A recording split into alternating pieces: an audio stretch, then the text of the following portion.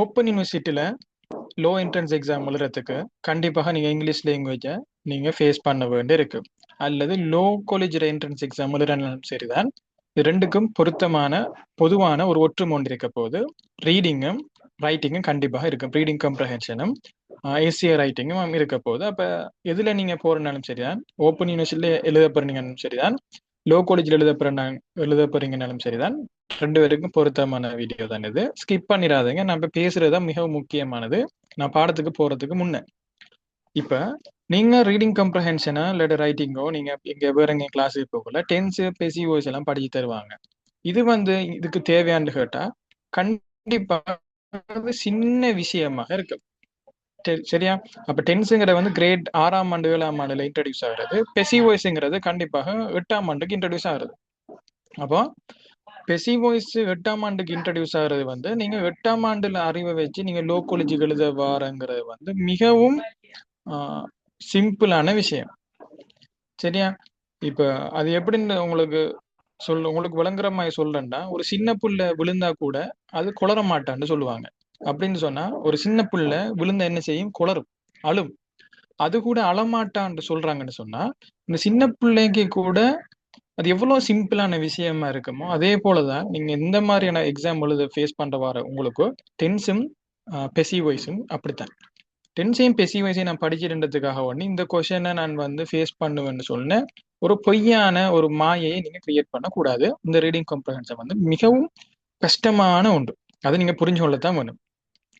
இப்போ இந்த ரீடிங் காம்ப்ரஹென்ஷனை நீங்க அணுகும் போது நீங்க பாஸ் ஆக கூடாதுங்கிற அளவுக்கு கஷ்டமான கொஸ்டினை தான் வைப்பாங்க. என்னன்னு சொன்னா அவங்க சட்டங்கள்ல இருந்த ஒரு பந்தி எடுத்து போட்டு கேள்வி கேட்பாங்க. அப்போ சாதாரணமா லோ படிக்கிற ஒரு ஆளுக்கு அந்த பந்தியை வாசிக்கிறது விலங்கு எடுக்கிறது கடும் கஷ்டமா இருக்கு. அப்ப சாதாரண ஒரு ஆளுக்கு நம்ம இந்த மாதிரியான கொஸ்டினை வாசிச்சு விலங்கு எடுக்கிறது கொஞ்சம் கடும் சேலஞ்சிங்கான விஷயமா இருக்கு. இப்ப இந்த ரீடிங் கம்ப்ரஹென்ஷன் நீங்க வாசிச்சு விலங்கு எடுக்கிறதுக்கு ஒரு பெரிய ஒரு பந்தியை தருவாங்க. சரிங்களா? இப்ப நம்ம இந்த கொஸ்டினுக்கு போகல. இப்போ இந்த பேராகிராஃபை பாருங்க, ஒரு பெரிய பேராகிராஃபா இருக்கு. இதையும் கூட மைண்ட் செட்ல சொல்லுமேனட்டா இதை நம்ம வாசிச்சு விலங்கு எடுக்கிறங்கிற கடும் சேலஞ்சிங்கான விஷயம். என்னால விலங்கு எடுக்க இயலாண்டே சொல்லிடும். ஆனா இதை விலங்கெடுக்கிறதுக்குன்னு சொல்லி சில முறைகள் காணப்படுது. சரிங்களா? நம்ம குறுகிய நேரத்துக்கெல்லாம் எல்லாத்தையும் வாசிச்சு விலங்கெடுக்கணும்னா கட்டாயம் விலங்கெடுக்கத்தான் வேணும். அப்படி இல்லை விளங்காம நம்ம எழுத இயலாது. ஆனா விளங்கியும் எடுக்கணும், குயிக்காகவும் விலங்கெடுக்கணும். அப்ப ரெண்டு சேலஞ்சிங்கான விஷயமும் இருக்கு.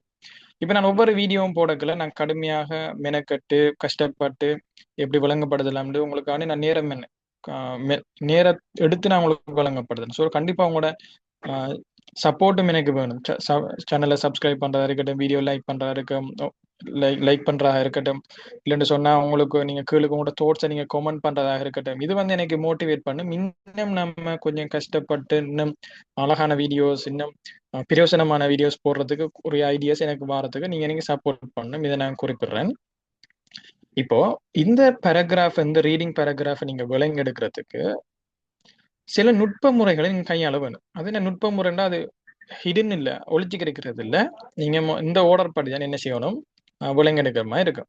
இன்றைக்கு நம்ம ஃபுல்லா பார்த்தோம்னு சொன்னா நிறைய டைம் எடுக்கும். நான் பார்ட் 2 பார்ட் 3 வீடியோஸாக 3 வீடியோவாக நான் இதை போடுறதுக்கு இருக்கேன். அப்போ முதலாம் வீடியோல நீங்க நல்லா விலங்கெடுத்துன்னு சொன்னா உங்களோட காமெண்ட்ஸை நீங்க இதுல தாங்க. இப்போ இந்த ரீடிங் கம்ப்ரஹென்ஷனை நீங்க விலங்கெடுக்கணும்னு சொன்னா முதலாவது வசனம் வசனமாக நீங்க உடைக்க வேண்டி இருக்கு. சரியா? இப்ப உங்களுக்கு லேசி எப்படின்னு சொன்னா வசனம் வசனமாக சின்ன சின்ன வசனங்களாக இடைவெளி விட்டு தந்தா நீங்க லேசா விலங்கெடுத்துருவீங்க. ஆனா உங்களுக்கு முதலாவதாகவே உங்களோட முகத்துல அடிக்கிற மாதிரி ஒன்று தார என்னன்னு சொன்னா ஒரே ஒரு கெப் கூட விடாம ஒரு பெரிய பந்தியாகவே தருவாங்க. இது மைண்ட் ரீதியாக ஒரு ஆளால ஃபேஸ் பண்ண இயலாது. பார்த்த உடனே பெருசா இருக்கு எனக்கு கஷ்டம் மைண்ட் செட் வந்துடும். அப்ப அப்படி இல்லாம நீங்க அதை ஃபேஸ் பண்றதுக்கு என்ன செய்யணும்னு சொன்னா முதலாவது இதுல வசனமாக நீங்க உடைக்க வேண்டி இருக்கு. இப்ப பாப்போம். வசனம்ண்டா ஒரு எழுவாயும் பயனிலையும் கொண்டு கடைசியில முற்றுப்புள்ளி ஃபுல் ஸ்டாப்ல முடிகிறத நம்ம ஒரு வசனமாக எடுப்போம். இப்போ according to their territorial principle which is applied both subjectively as well as objectively, the state has an absolute though not necessarily exclusive jurisdictional power over persons, property and events that take place within its own territory. இப்போ இங்க இவ்விடத்தை தான் என்ன செய்திருக்காங்க, முற்றுப்புள்ளியோட முடிவடைக்காங்கன்னு சொன்னா நீங்க என்ன செய்யணும்னு சொன்னா முதலாவது இதை வசனமாக வேறையாக எடுக்க வேண்டும். சரி விலைங்க எடுக்கிறேன்னு சொன்னா நிறைய பேருக்கு இந்த ரீடிங் கம்ப்ரஹென்ஷன் அணுகிறதுக்கு நிறைய முறை இருக்கு இன்டர்நேஷனல் ரீதியாக.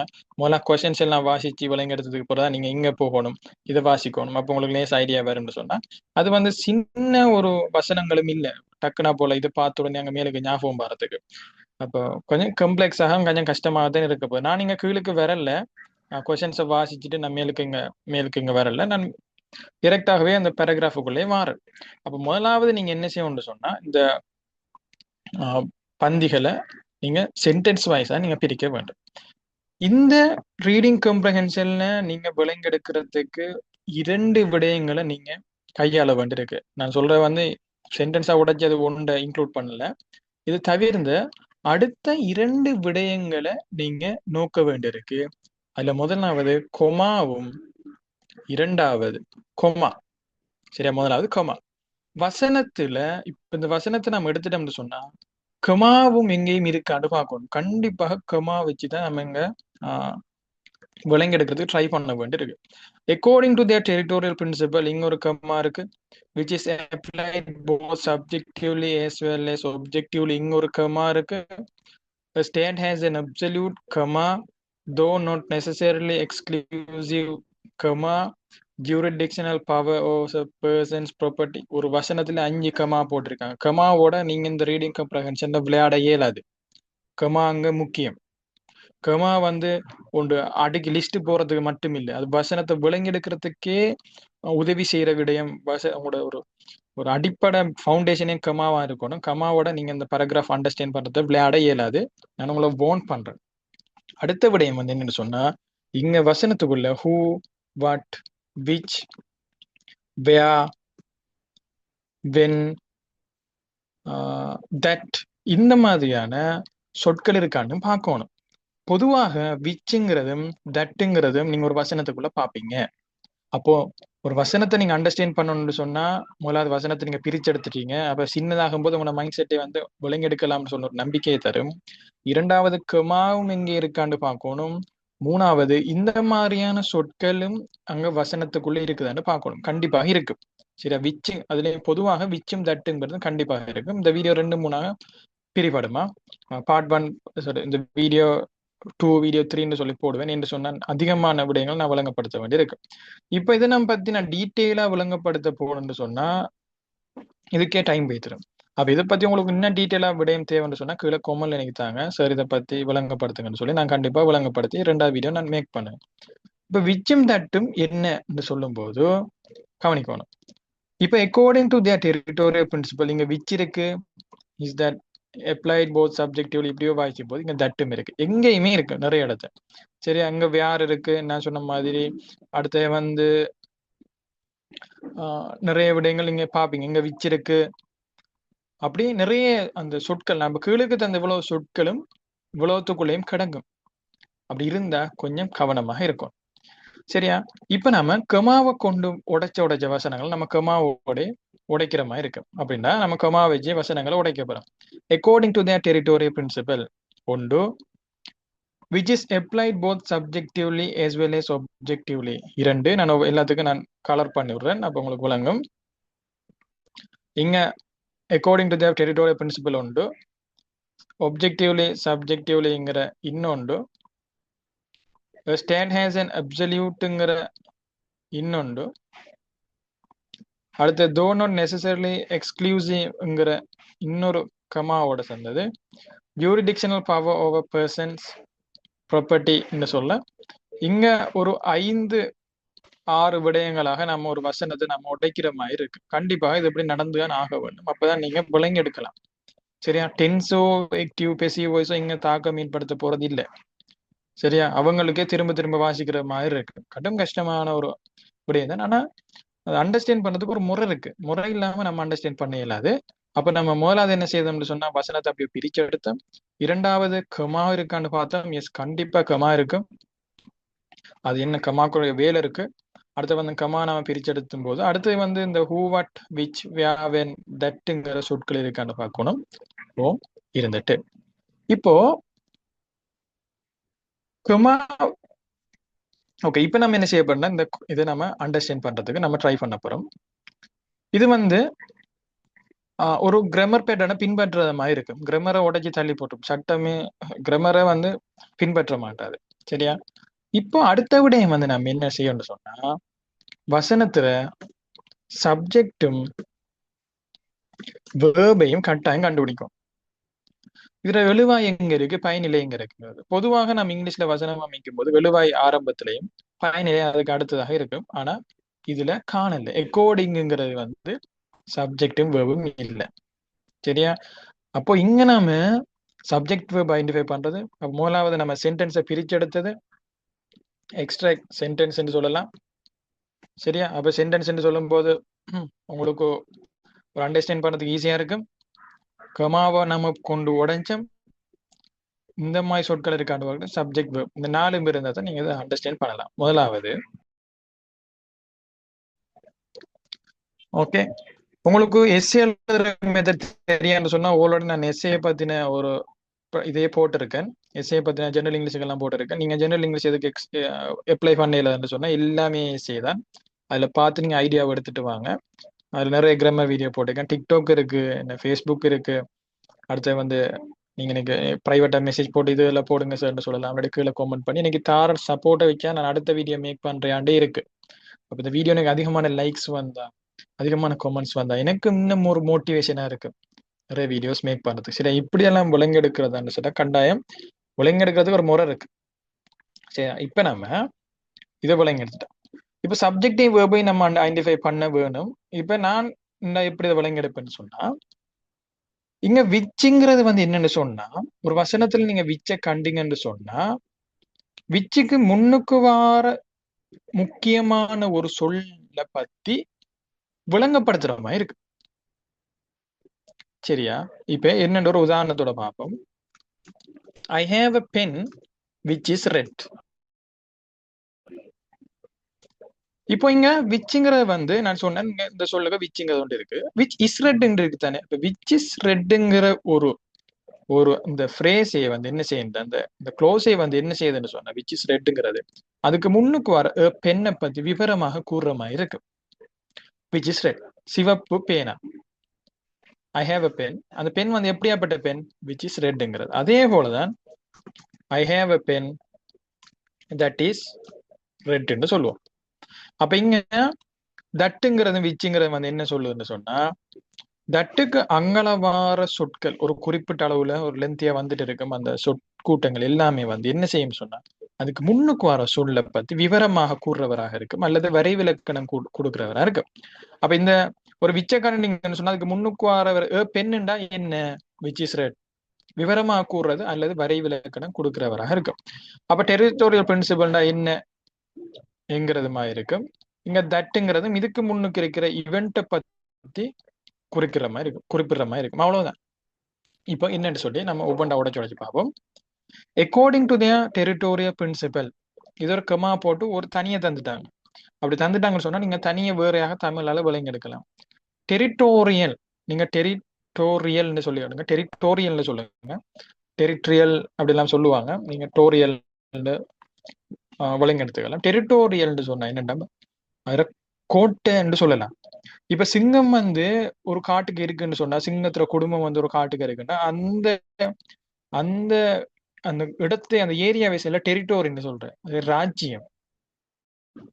அதுல ஒரு ஃப்ரீடமா இருக்கிற ஒரு இடம், அதை ஆட்சி செய்யற ஒரு இடம், அதான் டெரிட்டோரியல்னு சொல்ல. பிரின்சிபிள், கொள்கைகள். சரியா? டெரிட்டோரியல்னா அந்த வச்சுக்கிறோம். டெரிட்டோரின்னு என்ன, இப்ப லயன்ஸ் டெரிட்டோரின்னு சொல்லுவாங்க.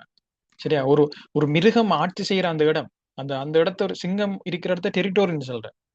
அப்ப இந்த சிங்கம் இருக்கிற இடத்த இன்னொரு ஆள் வரையில, இன்னொரு வேற சிங்கம் வரையில அடிச்சு சாவச்சு போட்டு அல்லது விரசி போட்டு, அப்ப அதான் டெரிட்டோரின்னு சொல்ல. முழுமையான ஆட்சி இருக்கிற ஒரு இடம். அப்ப முழுமையான ஆட்சிங்கிற அந்த கொள்கையை பொறுத்த வரைக்கும், அக்கார்டிங் டுனா பொறுத்த வரைக்கும் விச், அப்ப விச்னா என்ன, அதுக்கு முன்னுக்கு வர டெரிட்டோரியல் பிரின்சிபலை பத்தி விவரமாக கூறப்போகுது. ஏன் டெரிட்டோரியல் பிரின்சிபல் என்னன்னு தெரியாது. அப்ப டெரிட்டோரியல் பிரின்சிபலை பொறுத்த வரைக்கும் சொன்னா என்னடா டெரிட்டோரியல் பிரின்சிபல் அப்படி தெரியாத நம்மளுக்கு. அப்போ அதுண்டா என்ன, விச், அது எப்படியாப்பட்டது என்றால் அந்த தமிழ் அர்த்தம் எடுக்கலாம். இல்லாட்டி அது என்ன என்றால் விச் குறிப்பிட்டு சொல்றாங்க. According to the according to the territorial principle, territorial பிரின்சிபலை பொறுத்த வரைக்கும் சரி. இப்ப டெரிட்டோரியல் பிரின்சிபல் என்ன நம்மளுக்கு தெரியாது, விச்ன்னு போட்டுட்டாங்க. அப்படின்னா அப்ப டெரிட்டோரியல் பிரின்சிபல் என்னன்னா விச் இஸ் அப்ளைடு, அப்ளைட்னா பாவிக்கப்படுற, யூஸ்ட் அல்ல என்ஃபோர்ஸ்ட்னு சொல்றாங்க. அப்ளைட்னு சொல்றா அப்ளை பண்றேன்னு சொல்லுவாங்க தானே, அது மேல ஒரு அமுல்படுத்தப்படுற. சரியா? அப்ப territorial principle is apply passive வாய்ஸ்ல இருக்கு. நம்ம பெசிவ் வாய்ஸ்ல மலைங்க எடுத்து எல்லாம் சிம்பிளா இருக்கு. Which territorial principle which is apply. இப்ப பாருங்க, விச் நீங்க எடுத்துட்டாலும் டெரிட்டோரியல் பிரின்சிபல் இஸ் அப்ளைட். சரியா? அப்ப டெரிட்டோரியல் பிரின்சிபல் வந்து யூஸ் பண்ணப்படுது எதுக்கு மேலன்னா both subjectively as well as ன்னு சொல்ல வந்து எண்ட் மற்றும்ங்கிற ஒரு அர்த்தத்தை குறிக்கிற மாதிரி இருக்கும். எண்டத்தை நம்ம as well asன்னு சொல்றேன். ஒப்ஜெக்டிவ்லி ஒப்ஜெக்டிவ்னு சொல்லி என்னன்னு சொல்லி நம்ம கொஞ்சம் பார்ப்போம். அப்ப டெரிட்டோரியல் பிரின்சிபல் வந்து சப்ஜெக்டிவ்லியாகவும் ஒப்ஜெக்டிவ்லியாகவும் அது என்ன செய்யப்படும்னா அமுல்படுத்தப்படுமா. கமா போட்டுட்டாங்க. A state has an absolute. இதுக்குள்ள ஸ்டேட்டுங்கிறது தான் வந்து வினை சொல்லா, இது எழுவாயாக இருக்க போகுது. அப்படி இல்லைன்னு சொன்னா எழுவாயை நாம் எப்படி கண்டுபிடிக்கலாம்னு சொன்னா பயனிலையை நாம கண்டுபிடிப்பதன் மூலமாக நம்ம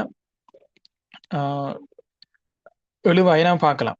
சரியா? பயனிலைக்கு முன்னுக்கு வரது எப்பயுமே எழுவாயாக இருக்கும். அப்ப ஹேஸுங்கிறத வந்து இங்க பயனிலை, ஸ்டேட்டுங்கிறத வந்து சப்ஜெக்டாக காணப்படுது. அப்ப இங்க வசனத்துல எழுவாயை ஆரம்பிக்குது வந்து இங்கன்னு சொன்னா இங்க ஸ்டேட்டுங்கிறது.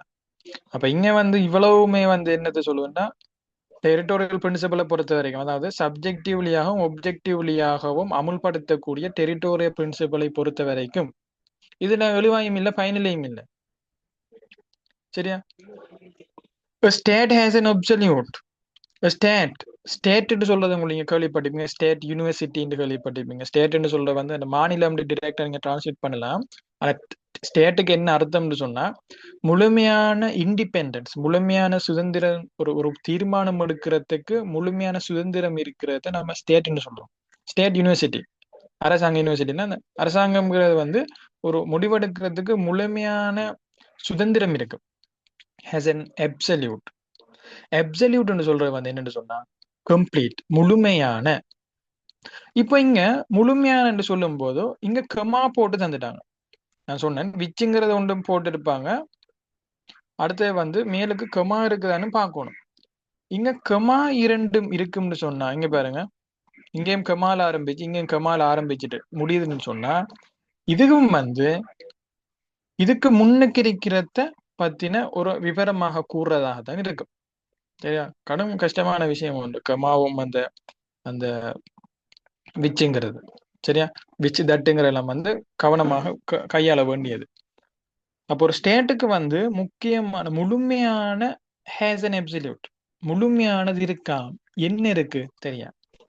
அப்ப இங்க இங்க கமாரன்னு போட்டு கமாக்குள்ள அடைப்புக்குள்ள வாரது வந்து விவரமாக கூறுறது எதை பத்தி, எப்சல்யூட்டை பத்தி. தோ இருப்பினும் நாட் நெசசரிலி எக்ஸ்க்ளூசிவ். எக்ஸ்க்ளூசிவ்னு சொல்றது வந்து முழுமையான. சரியா? தோ நாட் நெசசரிலி எக்ஸ்க்ளூசிவ் அப்படின்னு சொன்னா ஒரு முடிவெடுக்கிறதுக்கு முழுமையான அதிகாரம். இப்போ ஒரு அப்சல்யூட்னு சொல்ல வந்து ஒரு முடிவெடுக்கிற ஒரு சுதந்திரம், ஒரு முடிவெடுக்கிறதுக்கு என்ன செய்யலாம், ஒரு இண்டிபெண்டன்ஸ் இருக்கு. தோ நாட் நெசசரிலி எக்ஸ்க்ளூசிவ். எக்ஸ்க்ளூசிவ்னு சொன்னா 100% வந்து அவங்களால முடிவெடுக்கலாம். தோ நாட் நெசசரிலி ஏதோ ஒரு காரணங்களுக்காக வேண்டியும் அவங்க தீர்மானம் 100% எடுக்க இல்லாத மாதிரி இருக்கு. ஒரு நாடு வந்து ஒரு முடிவெடுக்க போகுதுன்னு சொன்னா 100% அவங்களோட நாட்டுல அவங்களோட முடிவெடுக்கல. ஏன் ஒரு ஒரு ஒரு நபர் வந்து ஒரு தப்பு செஞ்சிட்டாருன்னு சொன்னா, ஓகே அதை விளங்கப்படுத்துறேன்னு பாருங்க. தோ நாட் நெசசரிலி எக்ஸ்க்ளூசிவ். இப்படி எக்ஸ்க்ளூசிவ்னு சொல்றது வந்து ஒரு முடிவெடுக்கிறனால 100% அவங்களால என்ன செய்யலாது, முடிவெடுக்க இயலாது. ஜூரிடிக்ஷனல் பவர். ஜூரிடிக்ஷனல் பவர்னா தீர்மானம் மேற்கொள்ளக்கூடிய ஒரு சக்தியைத்தான் நம்ம ஜூரிடிக்ஷனல்னா நீதி. சரி, அந்த நீதியில நம்ம தீர்மானம் எடுக்கிற தீர்ப்பு எடுக்கிறது. இப்ப இங்க பாருங்க ஜூரிடிக்ஷனல் பவர். இப்ப இங்க இங்க இருக்கிற இந்த அழிச்சுட்டம் என்று சொன்னாலும் வசனம் சரியா இருக்கும் பாருங்க. The state has an absolute jurisdictional power. அப்போ the state has an absolute 100% ஜூரிடிக்ஷனல் power இருக்கா ஓவர் பர்சன்ஸ். மக்களின் மேல ஒரு தீர்ப்பு வழங்குறதுக்கு, தீர்மானம் எடுக்கிறதுக்கு 100% இருக்குதான்னு சொல்றாங்க. ஆனா இங்க அப்சல்யூட் போற வந்து கம்ப்ளீட் தானே. அப்ப 100% எடுக்கலாமான்னு கேட்டா இல்ல, ஏதோ ஒரு காரணத்துக்காக வேண்டி அவங்க எடுக்காமலும் இருக்கலாம். ஏதோ ஒரு காரணம் வந்து அவங்களை எடுக்காம தடுக்கலாம். அதான் நீங்க தோ நாட் நெசசரிலி எக்ஸ்க்ளூசிவ். விளங்கிட்டா அப்ப உங்களுக்கு? இதை நான் இப்ப தோ நாட் நெசசரிலி எக்ஸ்க்ளூசிவ் நம்ம மறைச்சுட்டா, state has an absolute jurisdictional power over person. பாருங்க, அதான் நான் கமாங்கிறது சொன்னேன். கமாவை நீங்க கமா என்னத்துக்கு இருக்கு? அதுக்கு முன்னுக்கு வர சொல்ல பத்தி விவரமாக கூறுறதுக்கு. கமா 2 கமாக்குள்ள ஒரு வசனம் இருந்துட்டுன்னு சொன்னா, இப்போ absolute jurisdictional power over persons. அப்ப 100% மனிதர்கள் மேல பவர் இருக்குதா, மனிதர் மேல தீர்மானம் எடுக்கிறது பவர் இருக்குதா. ஆனா இங்க நாம இந்த ஒரு ஃப்ரேஸை போட்டுட்டோம், நெசசரிலி எக்ஸ்க்ளூசிவ். தேவைப்படும் போது அவங்க வேற ஒரு காரணி வந்து தலையிட்டு என்ன செய்யலாம், அவங்களோட தீர்மானத்தை எடுக்காம விடலாம். ப்ராப்பர்ட்டி ஈவெண்ட்ஸ் சொல்ல வந்த நிகழ்வுகள்.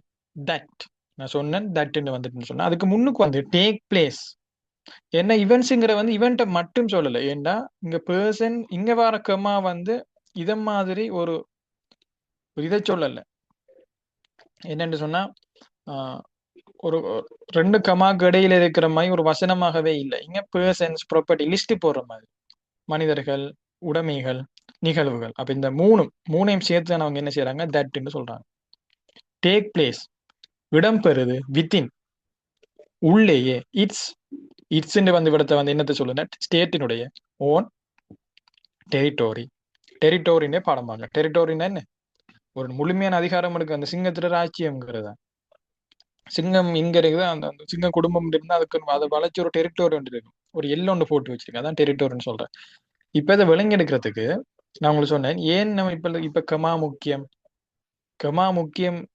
இங்க ஒரு வசனம் ஆரம்பிக்க, இங்க ஒரு 2 கமாக்கும் இடையில இருக்கிற அந்த வசனத்தை நீங்க அழிச்சுட்டீங்கன்னு சொன்னா, 2 கமாக்கு இடையில அந்த வசனத்தை நீங்க அப்படி அழிச்சிட்டீங்கன்னு சொன்னாலும் நீங்க விளங்கி எடுக்கிற மாதிரி இருக்கு. According to the principle, territorial principle, state has an absolute though நோட்டை நீங்க அழிச்சுடுங்க. இங்க பாருங்க, இதான் சிம்பிளான வசனம். According to the territorial principle, a state has an absolute jurisdictional power over persons, property and events that takes place within its own territory. இங்க நம்ம தட்டை எடுக்காத ஒரு காரணம் வந்து கமாக்குள்ள இல்லாததுக்காக வந்து. சரி, எங்க தட்டுங்கிற வந்து கமாக்குள்ள இருக்குதா, இல்ல. சப்ஜெக்டை நம்ம ஐடென்டிஃபை பண்ணணும். ஸ்டேட்டுங்கிறதையும் எழுவாய்ங்கிறதையும் நம்ம தெரிஞ்சிருக்கணும். இப்ப ஒரு வசனத்தை நம்ம அண்டர்ஸ்டாண்ட் பண்ணணும். இப்படித்தான் இது பெருசா ஒரு வித்தியான ஒரு விடயமும் இல்லை. கஷ்டமான சொற்கள் இருக்காண்டா டெரிட்டோரியல்ங்கிறது இருக்கு, எக்ஸ்க்ளூசிவ்ங்கிறது, அப்சல்யூட் நம்மளுக்கு தெரிந்தானே, அது ஸ்டேட்டுங்கிற மாதிரியான ஒரு ஜூரிடிக்ஷனல் பவர், தீர்மானம் எடுக்கிற, தீர்ப்பு வழங்குற அதிகாரங்கள்ங்கிற மாதிரியான ஒரு வசன அமைப்பு இருக்கு, சொற்பதங்கள் இருக்கு. அப்ப இதை விலங்கெடுக்கிறதுக்கு வந்து நீங்க பெசிவோய்ஸை மட்டும் விலங்கெடுத்தா போதாது.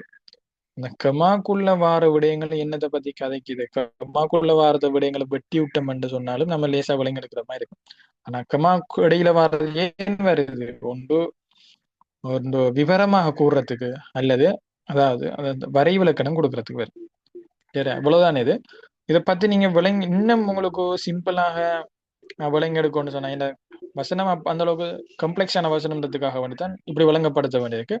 இதை நம்ம ரிலேட்டிவ் க்ளோஸ்ன்னு சொல்றது, இல்லாட்டி எஜெக்டிவ் க்ளோஸ்ன்னு சொல்றது. இதை பத்தி நீங்க இன்னும் விலங்கு எடுக்கணும்னு சொன்னா நீங்க கீழே கொமெண்ட்ல ரிலேட்டிவ் க்ளோஸ் அல்லது எஜெக்டிவ் க்ளோஸ் சொல்லி நீங்க கீழே கொமெண்ட் பண்ணுங்க, நான் கட்டாயம் இதை பத்தி விளங்கப்படுத்துவேன். சரியா? அப்போ ஒரு இதான் எக்ஸ்ட்ராக்ட் சென்டென்ஸ் முதல்ல நீங்க என்ன செய்யணும்னு சொன்னா, ஒரு வசனத்தை பிரிச்சு எடுக்கணும்.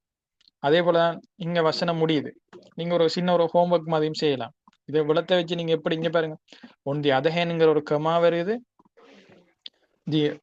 அண்டர் த நேஷனாலிட்டி பிரின்சிபல் அடுத்த கமா வருது, state haves jurisdictional power over its nationals vessel flying flag. அது வந்து இங்க வர கமா வந்து லிஸ்ட் போடுறது.